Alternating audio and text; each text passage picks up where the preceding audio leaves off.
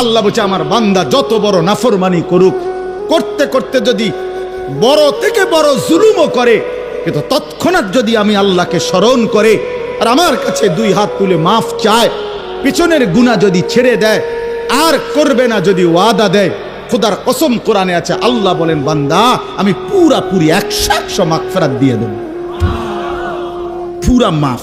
উলাইকা জাযাউহুম মাগফিরাতুম মির রাব্বিহিম। যখন তোমার বুঝ ছিল তখনই তুমি তওবা করছিলা, ঠিক আছে, কিন্তু যখন মৃত্যুর যন্ত্রণা শুরু হয়ে যায় তখন আর তওবা কবুল হয় না। ওয়ালাইসাতিত তাওবাতু লিল্লাযীনা ইয়ামালুনাস সাইয়্যাত হাত্তা ইযা জাআ আহাদাহুমুল মাউতু ক্বালা ইন্নী তুবতুল আন। এই যে কোরআন শরীফের আয়াত, আল্লাহ বলেন ওই ব্যক্তির তওবা নয়, পুরা জিন্দেগি নাফরমানি করেছিল, অতঃপর যখন মৃত্যুর সময় আসলো, আজরাইল উপস্থিত হলো, এখন বলতেছে আমি আল্লাহ এখন তওবা করলাম। আল্লাহ বলে না বান্দা, এমন তওবা হবে না।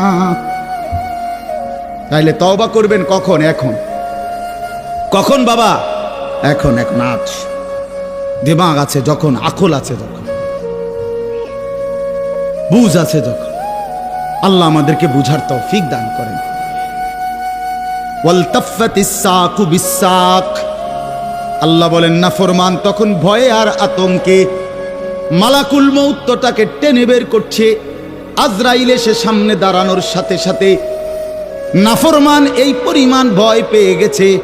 ওয়ালতাফাতিস সাকু বিসাক, দুইটা পায়ের গোসা, মানে পায়ের গোসা বোঝেন না, গোড়ালি নিচের অংশ আর কি, জুতা পরি আমরা যেটা, এই গোসা আল্লাহ বলেন এক গোসার সাথে আরেক গোসা, মানে দুই পাও এইভাবে মিল্লা গেছে। এটা যে একটু নড়াবে, একটু একটার উপর একটা উঠাবে অথবা কদ্দুর সরাবে, ভয়ে আতঙ্কে আল্লাহ বলেন নাফরমান এটাও ভুলে যায়। পাওটা নাড়াবার ক্ষমতাও হবে না। ইলা রাব্বিকা ইয়াউমা ইদিনিল মাসাক। আল্লাহ তাআলা বলেন এই অবস্থাতেই আমি আল্লাহর কাছে ফিরতে হবে। মৃত্যুর ভীষণ বড় যন্ত্রণা হবে।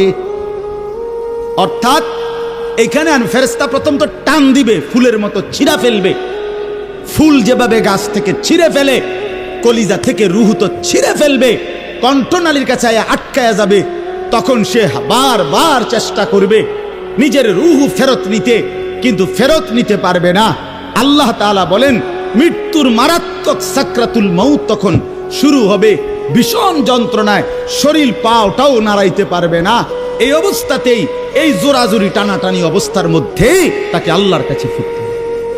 এবার আল্লাহ শেষ কথা বলে, এবার শুনো বান্দা, এই নাফরমানের মৃত্যু যন্ত্রণা এতটা ভয়ানক কেন হলো এই লোকটার? আল্লাহ তাআলা বলেন ফালা, ওই ভাই ছেলেরা শোনো, ভাই আবার শোনো, যা এই ধমকাইছি, খোদার কসম দুশ্মনী নিয়ে ধমকাই নাই, তোমার সাথে কোনো বিদ্বেষ নিয়ে ধমকাই নাই, কলিজা ভরা এটুকু ফিকির নিয়েই বলি যে এক ছেলে বদলে যাক, একটা নওজোয়ান বদলে যাক, সারা দিনের চিৎকার চেঁচামেচির দ্বারা, এই দিবানিশির এই বলার দ্বারা যদি একটি বাচ্চাও, একটা ছেলেও, একটা কিশোর, একটা যুবক, একটা তরুণ, একটি মুসলমানের মা মেয়ে যদি বদলায়, হতে পারে ওই একজনের উসিলায় আল্লাহ আমাদেরকে মাফ করে দিবে। এই আশায় ভাইয়া, এই আশায় যুবক ভাইয়া, তোমরা ইসলামের দিকে ফেরা দরকার, তোমরা আল্লাহর দিকে ফেরা দরকার। চারিদিকে সারা পৃথিবী জুড়ে সমস্ত ষড়যন্ত্র ইসলামের বিরুদ্ধে, মুসলমানের বিরুদ্ধে। তোমরা দেখছো ভাইয়া, গাজার মধ্যে মুসলমানের রক্তে ভাসতেছে, ফিলিস্তিনে মুসলমানের রক্তে ভাসছে, আজ আবার লেবাননে মুসলমানের রক্তে জমিন ভেসে গেছে। এত রক্ত প্রতিদিন মুসলমানের ঝরছে, এরপরও কেমনে নামাজ না পইরা থাকো? এরপরও কেমনে দুশ্মনের মতো চলাফেরা করো? কার মতো চুল সাজাইলা, কার মতো জামা পরলা, কার মতো নিজেকে পরিচয় দিলা? যেই বেঈমানদের সাথে তোমার চুল, জামা, শরীর, প্যান্ট, কথাবার্তা মিলাইছো, খোদার কসম ওরা তো প্রতিদিন মুসলমানের রক্তে জমিন ভাসায় দিচ্ছে। প্রতিদিন ভাষায় দিচ্ছে। এটা তো ভাবা উচিত, ভাবা উচিত। সারা দেশে, আমার এই ছোট্ট বাংলাদেশেও কি পরিমাণ ইসলাম এবং মুসলমানদের বিরুদ্ধে ষড়যন্ত্র। আমি গত আগস্ট মাসে উত্তরবঙ্গ ছিলাম, 40 দিন দাওয়াত তাবলীগের সফরে, আল্লাহর রাস্তায় মেহনতে 40 দিন এক চিল্লা সফরে ছিলাম। জুলাই মাসের 31 তারিখ থেকে সেপ্টেম্বরের 9 তারিখ পর্যন্ত।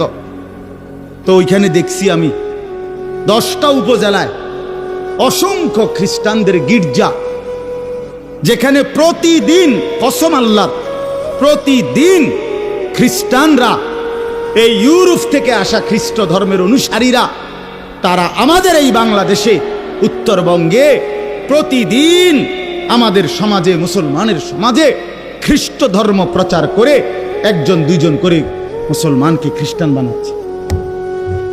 আমি নিজ চোখে দেখছি, কমপক্ষে 50টা গির্জা দেখছি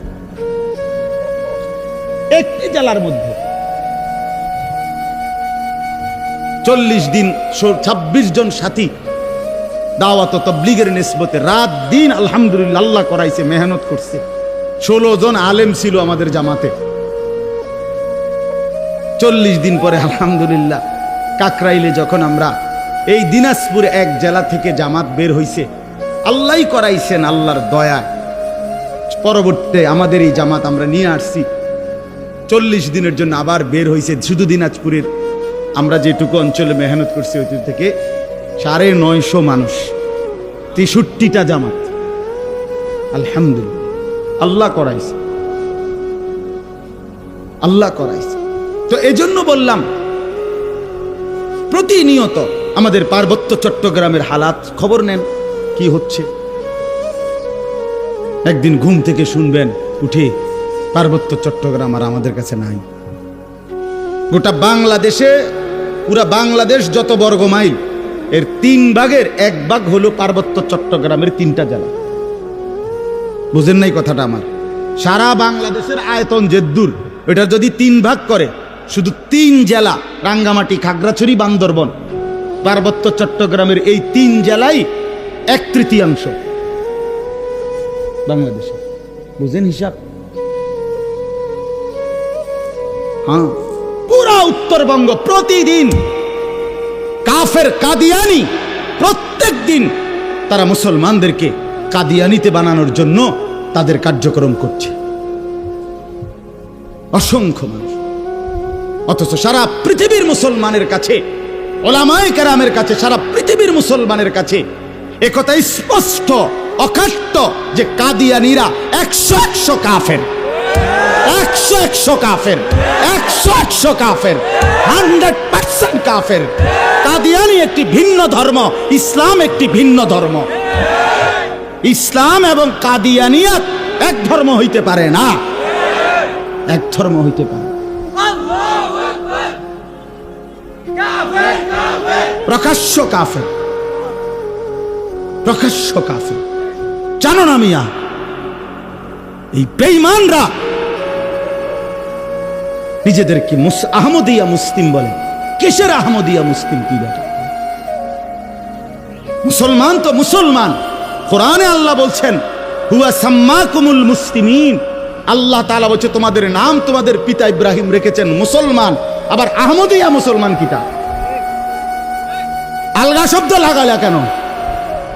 মুসলমান তো মুসলমানই, এটার লগে আবার আলগা টাইটেল লাগানোর কি দরকার আছে? সাদা মুসলমান, কালা মুসলমান, হ্যাঁ, চিটেঙ্গা মুসলমান, এটা কিটা?